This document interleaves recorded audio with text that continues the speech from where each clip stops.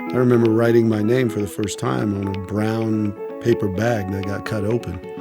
And so when I got into school, I was already way below in the reading. I remember being isolated with the other kids that were kind of below level reading. And, that doesn't do a lot for a little kid when you're looking and everybody's staring at, 5 people in the class that, are having difficulties reading. But it was my efforts and my efforts alone that were either pushing me or getting me to stop. And so the beauty of that is I walked out of there with a sense of disappointment, a sense of feeling like I failed, but also awareness that if I wanted it, it was up to me. And so 9 months later, I went in there with a vengeance and I passed it.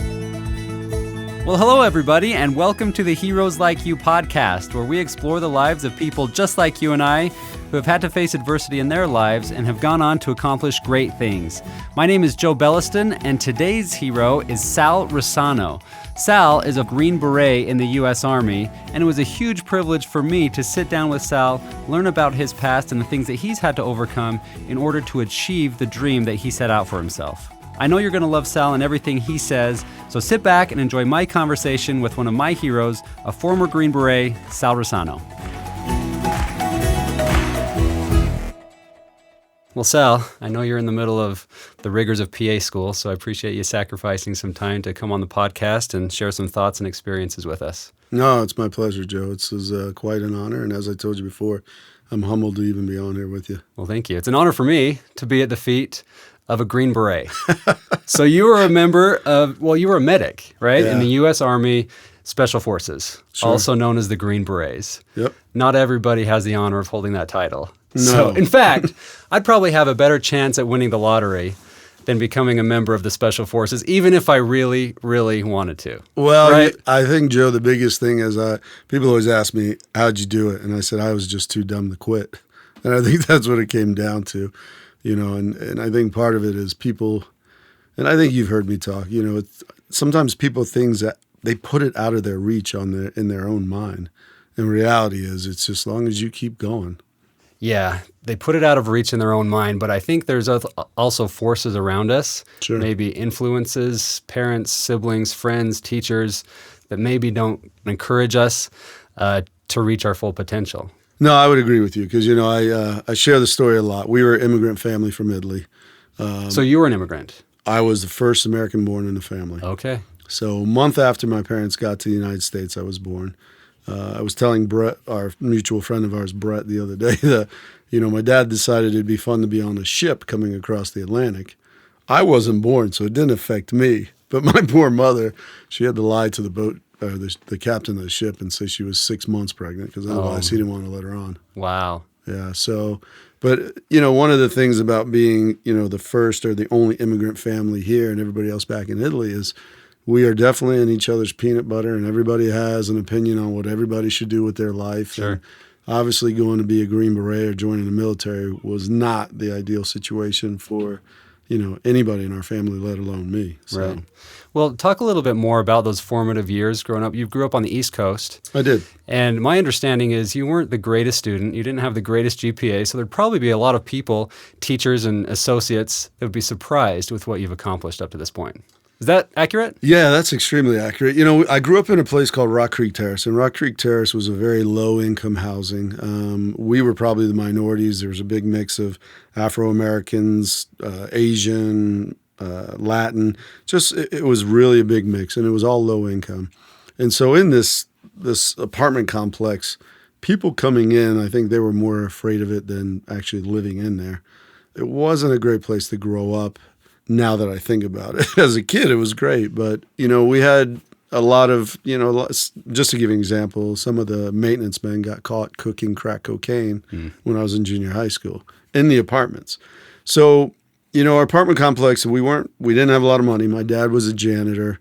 My level or aptitude in school was not that great, either because I didn't care about it or because when I look back on it, my mother and father didn't know how to teach me to read. They were barely learning English themselves. I remember writing my name for the first time on a brown paper bag that got cut open. And so when I got into school, I was already way below in the reading. I remember being isolated with the other kids that were kind of below level reading. And, that doesn't do a lot for a little kid when you're looking and everybody's staring at, 5 people in the class that, Yeah. are having difficulties reading. But it happens. So, fast forward a little bit, I get into high school. Again, not, a crazy person about school, but, I graduated with a 1.9 GPA.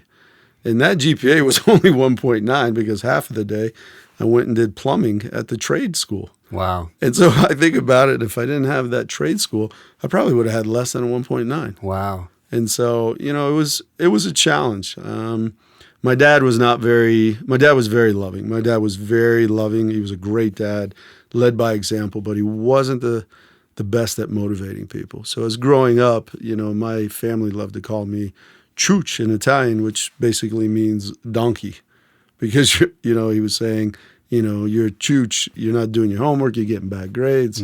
And so that didn't do a lot for my self-esteem. It actually, it kind of left scars, even to this day, where one thing I doubt in my life on a regular basis is my academic aptitude. But I've learned to overcome it. We all have scars, and that's mine. So you didn't have a lot of people motivating you or building your confidence? Not at all. Not at all. It was more, go do your stuff. Why aren't you doing it? You're a donkey, blah, blah, blah. So, but those things, they stay with you. And as a kid, you're very impressionable. Yeah. Even when your dad is trying to get you motivated, I don't think my dad knew what he was doing. My mom and dad had a 3rd grade education. Sure. And so, it's not like they were educated and realized the repercussions that we're having. And, everything's great now with us. There's no issues. But as a child, there's some scars left over from that. Yeah. You look at a kid like that, and that could be heartbreaking. Yeah, absolutely. I mean, you're basically the person that he looks up to the most is telling him that he thinks he's kind of not capable of achieving things, Right. or, so. So with a 1.9 GPA coming out of high school, what are your opportunities? What's your future looking like? Yeah, I had kind of a limited selection there. I started out because I did the trade school in high school. I actually came out of high school and went into plumbing. And it was a great venue for me because I love to work with my hands. I was building things. I could actually see what my efforts were doing, right? But then I broke my hand about 4 months into it. So I'm maybe November, 18 years old, just graduated in June, and I broke my hand and lost my job. Oh. So, I did what most teenagers do. I laid around for about 4 or 5 months until I figured out what I was going to do. And then I got a wild hair at my butt. I said, you know what, I'm going to join the Army. My mom was not happy about that because my mom and dad were literally in the heart of southern Italy when World War II was going on. Is that right? Yeah. Wow. So they witnessed the Germans and Americans coming in at various times. My dad witnessed a lot of atrocities that the Germans committed as a young kid. I mean, he was probably 14. So they were not real happy about me joining, let alone being a airborne guy. Sure. So why did you do it? Like, what was your thought process going into that? I was always intrigued with the military, even as a young kid. And I remember, I was probably 12 years old, and we lived in Rock Creek Terrace, which was, an apartment complex, but it was right outside of Washington, D.C., Silver Spring area. And there's a big park, it's a big park that belongs to that whole metropolitan area called Rock Creek Park. Okay. And so we had that creek running back through our complex in the back. So I remember as a kid getting sticks and getting all the kids that didn't know any better. And I'm like, hey, we're running missions down the creek. So there's like 5 of us in the water up to our waist holding sticks, acting like we're in the jungles of Vietnam. Awesome. And I can thank John Wayne for that. Yeah, of course. So I think I recently saw that movie. And as a kid, I thought, man, this is cool. So that's awesome. Yeah. So you do the military thing for a while, and then you get this crazy idea that you want to join the Special Forces. Yeah. I don't even know do you try out? Do you get recruited? What's that process like? Yeah. So, I went and I joined the military. I got out and became a National Guardsman. Okay. So basically a reservist. Continued working as plumbing and then decided I needed to go to college. Don't know why, but my dad was pretty adamant about saying, why do you need to go to college? Why don't you just go to work? Right. But again, I think that falls back to his really uneducated or lack of knowing really what the world was about outside of his world. So I went to college. I graduated with a 2.3. But before I graduated, I actually went and tried out when I think I was 26 years old. So Special Forces has 2 units that are National Guard and not active duty. One is the 19th Special Forces Group. The other one is the 20th. And so I tried out for 20th Special Forces Group in Maryland, got the okay to come up. They were going to accept me, and 3 weeks later separated my shoulder. Oh. So at this point, I was like, well, I might as well just finish college. And that was another shining moment where I ended up with a 2.3 GPA. So as you can see, I'm on a trend here. It's getting better. Yeah, it's getting better. And that was a challenge as well. That was really a challenge for me because I ended up getting put into a University of Maryland, which is 30,000 plus students, which more than half of those are commuters. So it was a very isolating kind of experience for me because I needed a small environment to learn, and that was the opposite of what I needed. So, I finished my college degree, went and started working, moved out to California, met a guy, and he's like, hey, I'm going to try out for Special Forces. Why don't you come with me? I said, I've tried that before. and keep in mind, Joe, at this time, I'm 35 years old. Oh, okay. And so I meet a guy, and he's like, hey, let's go try out. And I was just like, nah, I've done that. I've been there. I'm just not in the right mindset. You got to be in the right mindset for that. Plus, I'm 35 years old, Sure. And so he convinces me, and we go and do it. And we get accepted to the actual unit, but then the next step is you have to pass selection. Okay. And selection it's 21 days, roughly, give or take, with administrative. It's about 24, 25 days. And so in there, they test you as an individual. They test you how you operate on a team. And then they test basically some psychological and written tests and stuff like that. Any physical? Oh, yeah, all Okay. physical. All right. All physical. So I went twice because I loved it so much. So the first time I became hypothermic. So I fell in the water in January. I went in January thinking, North Carolina, how cold could it be? Well, I think it was like 15 degrees that night. So I fell in the water. I had been to a winter mountaineering course, so I knew better, but I didn't change my clothes. So 3 hours later, I had no idea where I was. Wow. And so at that point, I was just done. I remember the next day, it took me probably 4 or 5 hours under blankets and a shower and everything else to kind of re-get my core temperature back up. So they kicked you out then? Yeah. You didn't make it? No, I didn't make it. So they gave me the ability to come back.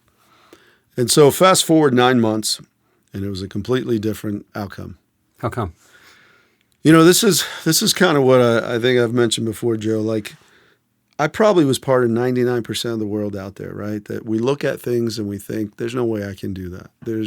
That's so unattainable. And for me, when I thought about Special Forces, I thought, okay, there's a secret place where these guys are produced. Right. These guys are not everyday guys off the street. These guys are like, RoboCop type, Robo-soldier types. These guys are really manufactured. They're not just, they don't evolve and they're not born. And so between that, the first attempt at selection and the second attempt when I was successful, something amazing happened. I actually got to peek behind the curtain. And when I left selection the first time, I said, this is insane. This is up to me. There's nobody special here. These are all guys just like me that have a desire and they want to get out there and do something. The difference was I kind of went there with saying, I'll give it my best shot and whatever happens, happens. Where some of these guys went there and they were determined they were going to make it. And so what I was able to do at that point was I was able to change my mindset, the way I looked at the whole approach, and the way I trained. And when I went back, I was successful right out of the gate. So the thing that really strikes me during that time is from the time I was young until the time I actually went, it was a span of maybe, 16 years, maybe 15 years. Mm-hmm. And in that time frame, like I wasted so much time because I, with my own negative self-talk, told myself I wasn't good enough to make it, that I shouldn't even try. And then when I actually did go the first time, it wasn't even to succeed. It was just to try to get through it. Mm-hmm. And then coming home, I was like, that was the first thing I'd ever failed. And it was the best thing in the world that could have happened to me. Because when I failed, I realized that, okay, first of all, this is up to me. They didn't make me fail. I fell in the water, I got hurt, whatever you want to say. But up until that point, nobody was, behind me with a hammer trying to make me fail. Right. It was my efforts and my efforts alone that were either pushing me or getting me to stop. And so the beauty of that is I walked out of there with a sense of disappointment, a sense of feeling like I failed, but also awareness that if I wanted it, it was up to me. And so 9 months later, I went in there with a vengeance and I passed it. You got it. It's fascinating that an immigrant boy from the East Coast, poor family, I mean, your future looked about as bright as your four walls in your house, or Yeah. And you said something that really hit me. You changed your mindset. I did. It was all in your mind. It was all up to you. Do you think that's true for anybody? Or is it, like you said, just these guys that are manufactured like yourself who join the Special Forces? Can anybody change their mind to get what they want? Oh, absolutely. I think changing your mindset is completely possible for everybody in this world. It's not easy. And sometimes it takes little things to show you that. But once you change your mindset, you can accomplish anything. And that is what I learned in that first attempt and that second attempt between there, was that this is all in my mind. I either decide to do what I want to do or I don't. But if I don't try, then that's worse than failing. True. And so I think anybody can change their mindset. It's just how bad do you want it? Sure. Yeah, and how many times do we see people not do something or not try at all for fear of failure in the first place? I mean, how many relationship, a business? I mean, let's talk about finishing college degrees or going to get a college degree. I mean, any of that stuff. People are afraid of it because they did exactly what I did. They create this monumental thing. Like I created a factory that produced Special Forces guys. That was completely absurd. Right. But I created that in my mindset that I wasn't good enough until I went there and saw that everybody there was just like me. It took me that kind of failure to realize, you know what, I can do this. I just got to change the way I think about this. That's awesome. And I don't know if you can share, but Sure. Do you have any experiences as a member of the Special Forces that were, because I think there's a lot of people out there that don't quite know what the Green Berets do, right? So take us through just a rewarding or a special experience that you had during that time. Sure. Okay. Well, I think the key mission for Special Forces is to take, if we go back to Vietnam, you take a tribe or a village, you train them, and then they become the force that is fighting for their own freedom. So we're force multipliers. Our job is really not to go and knock down doors and do all the heavy lifting. Our job is to empower other people and to teach them how to do it. And there's a lot other things that go with it, but that's the core, the core mission of the Special Forces. And I'm sure somebody's out there that's saying, no, there's so much more, but that's what it comes down to. But one of the most rewarding times for me was during this last rotation we had over. There's probably a 5-year-old kid. He gets brought to the gate by his father, wrapped in a blanket in the back of a pickup truck. He gets brought to the U.S. gate. The U.S. soldiers are doing their job, saying, no, he's not coming in.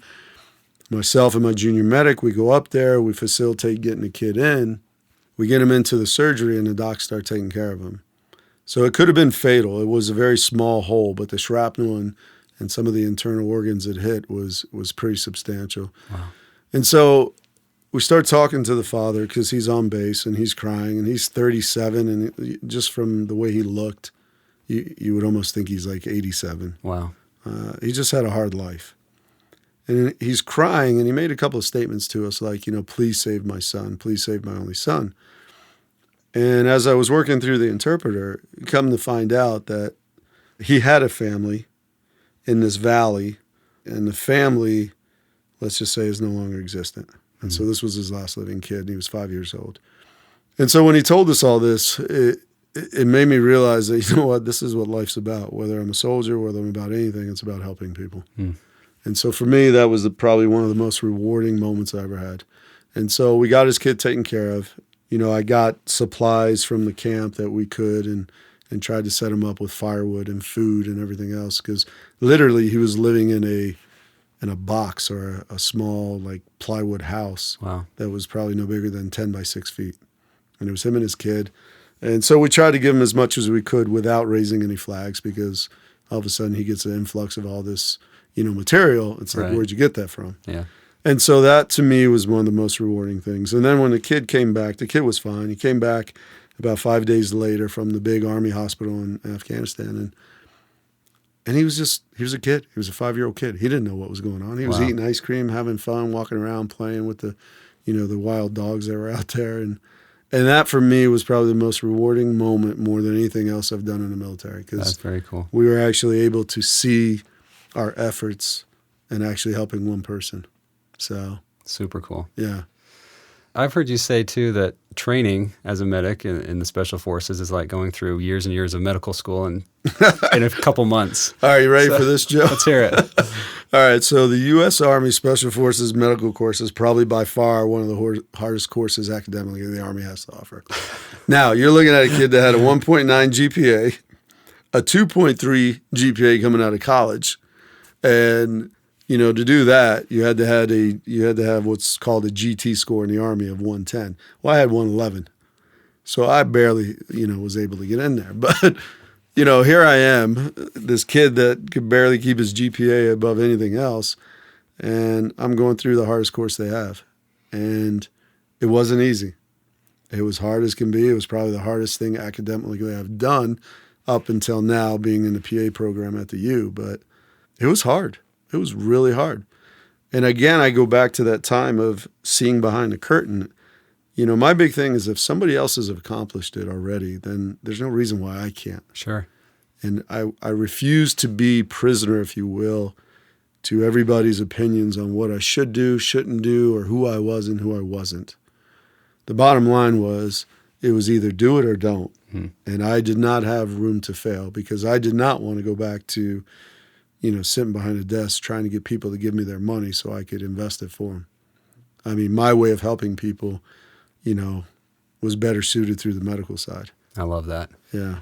And I think you've said it already, but I mean, you've mentioned how hard that program was and other things in your life. You faced a lot of adversity and have been able to overcome it. What would you say to someone who's going through something similar? Maybe it's completely different, but something very hard, some adversity, and they're just thinking, I can't do it. I can't do it. I'm not up to the task. How do you encourage someone like that? I think the first thing anybody has to do is, one, you have to look at it from a different point of view. If you continue to look at it as say you can't do it, it's going to be a self-fulfilling prophecy. When we went through the Special Forces medical course, one of the senior cadre came out and told us, said, hey, look, your road is long. You have a 2-year road compared to your counterparts that are going to be done in like 9 months. He says, but if you look at the entire thing, it is enough to overwhelm anybody. And you can't do that to yourself. And what's the old adage, how do you eat an elephant one bite at a time? Right. And I think anybody right now that is going through a tough time, or anybody that's, doubting their capabilities, you got to take baby steps. You got to go one step at a time and just deal with what comes at you at that one step and not think about everything else that's coming. And, doing it one step at a time also gives you the ability to take a deep breath, relax, and just focus at the problem at hand right there. I mean, I can think about, okay, I have to go through a year of this. I have to go through, small unit tactics. I had to go through, SEER school. I had to go through language school. And when I looked at that was plus 2 years. It's overwhelming. Yeah, and it's enough to shut the strongest people down. Yeah. So again, I think the biggest thing is you have to be able, one, to change your mindset and believe in yourself. I think a lot of times people don't give themselves enough credit and they don't believe in themselves. And sometimes it takes failure to change that. Sometimes it takes failure or, something drastic to say, I got to change this because I know I can do it. And so I think the biggest thing is you got to believe in yourself and you got to take small bites. You can't take it all at once. My wife and I, we've been struggling on multiple levels financially and everything else for 9 years. Why? Because the ultimate goal was to get into PA school.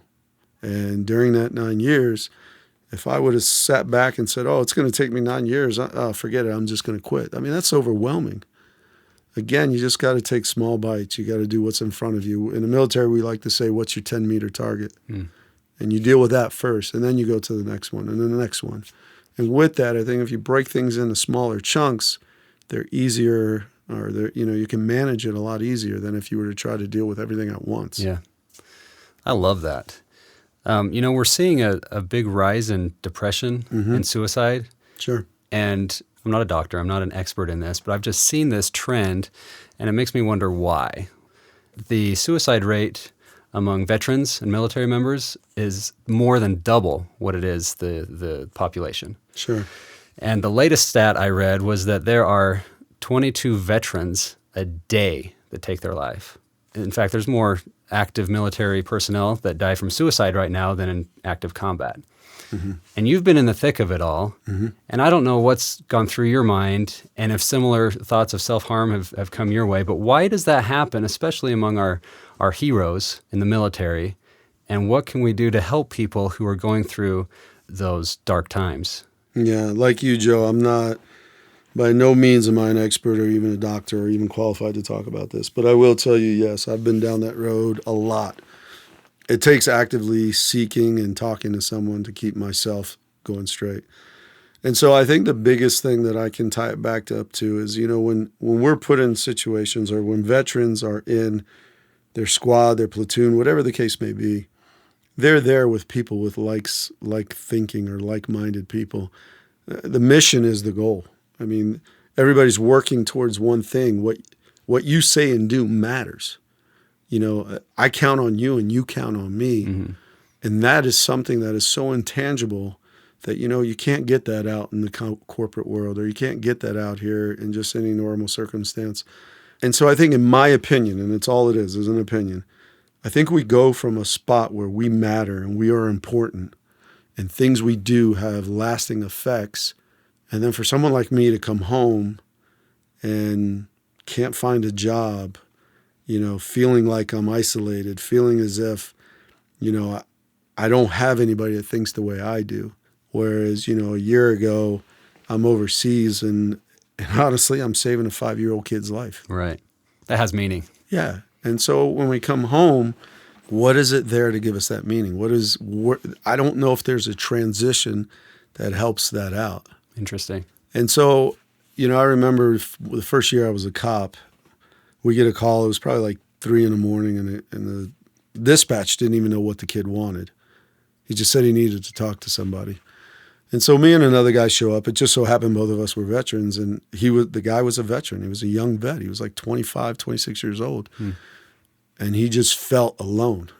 And he was sitting there crying, and we said, "Look, bro, we're both vets. We know what you're talking about. Let's get you up to the VA. Let's get some help." But I think I go back to that moment a lot because he felt so alone with nobody understanding what he was going through or feeling that for him, he didn't think anybody understood.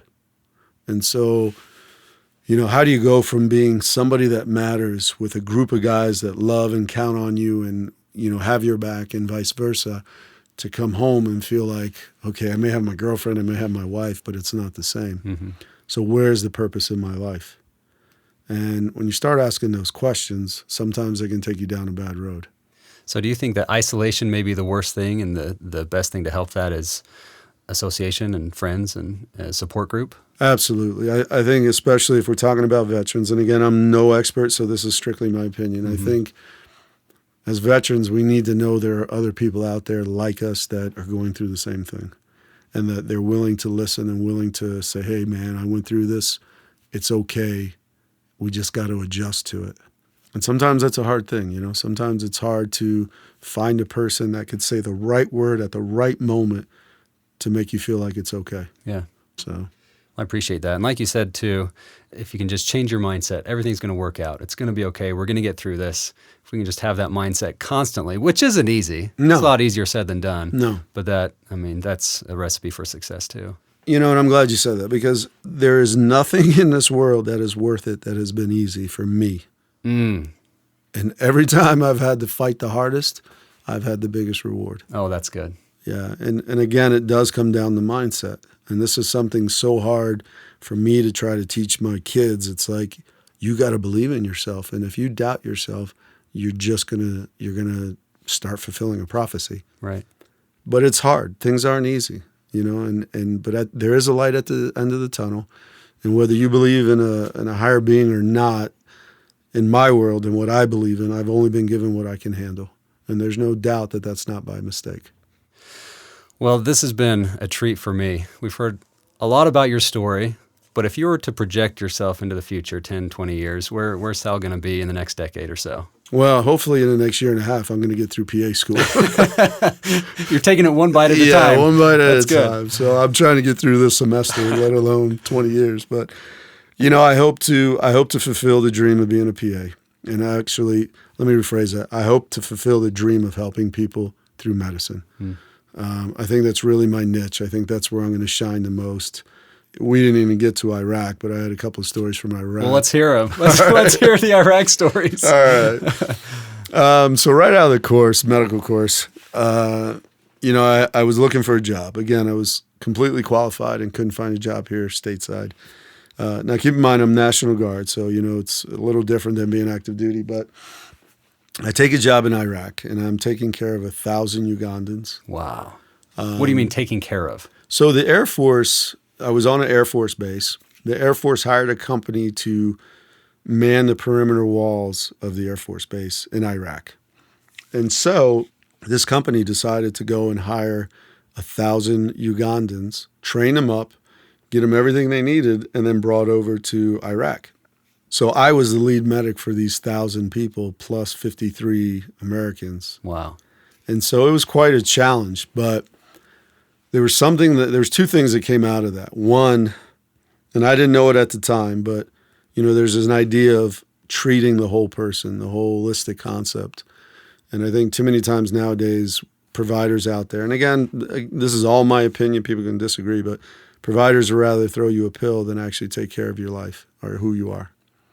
And so at the time, I was taking care of these Ugandans, and I think I gave them something they never had. I gave them a safe place.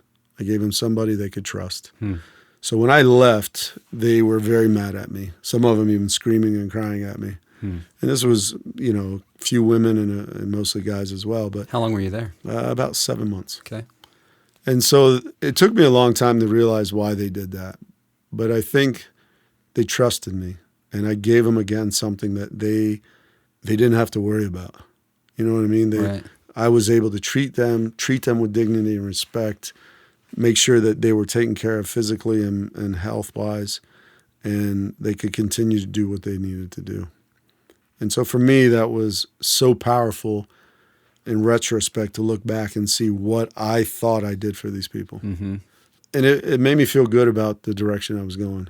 Well, that's interesting too, because we need to take care of our physical needs, but you gave them something much more that they may have needed even more than that. Yeah, and for the Ugandans they were wonderful people, but they were there to do the job, so it wasn't like they were there on vacation. Sure.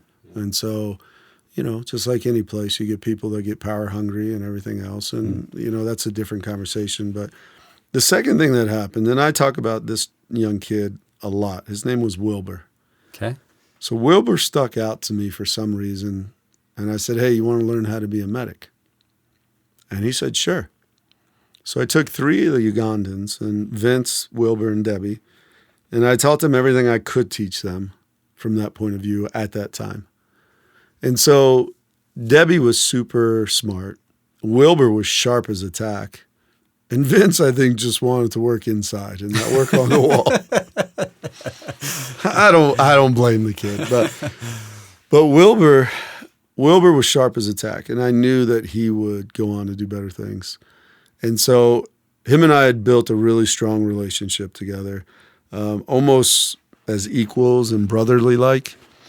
And so when I left, he made a comment, and I tease him about it to this day. He says, "I hope the airplane crashes so you can't go home." And That's a good compliment. I was like, "Wilbur, please tell me you mean before it gets here, and I'm not on it."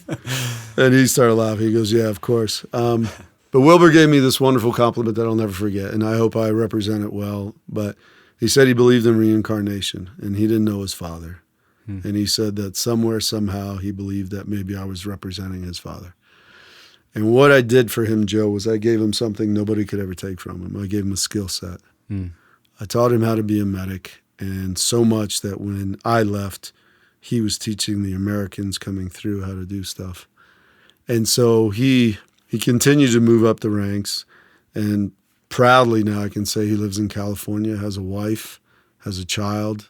He teaches at the junior college EMT courses, got into nursing school, and is on a trajectory to change his whole world. I mean, and his future generations. Exactly. And, yeah, a lot of people. And I remember him telling me how, because he was working and making a piddly $600 a month in Iraq, that everybody was always asking him for money. Everybody thought he had made it big. And I think back to that and I thought, wow, Uganda's probably a beautiful country, but you were in no different situation than I was when I was growing up. And so it brings me a lot of pride to say that Wilbur, I hope to say that, my foundation has given him the direction, or at least the foundation to be successful. And I hope that I changed his life for the better. Wow, what a cool story. Talk about having an impact. Yeah. I mean, that's awesome. Mm-hmm. So, yeah, I think you're right. You have a niche in that world, in that field. I'm excited to see what you do over the next several years. Yeah, so to get back to your original question, in 20 years, I hope I'm practicing and taking care of people and giving somebody to hope, some hope. That's awesome. Yeah. Sal, this has been a pleasure for me. Thanks again for taking time. You are one of my heroes. I look up to you in so many ways. So thanks again for coming on, and we wish you the very, very best in PA school and beyond that. Well, I appreciate it, Joe. This is, like I told you before, it's an honor to be here. You've had some big hitters on the show, and I'm honored to be in here with you and in the same ranks as them. So thank you very much. I'll tell you what, I was so fired up after I talked with Sal and heard his story, and I hope you are too.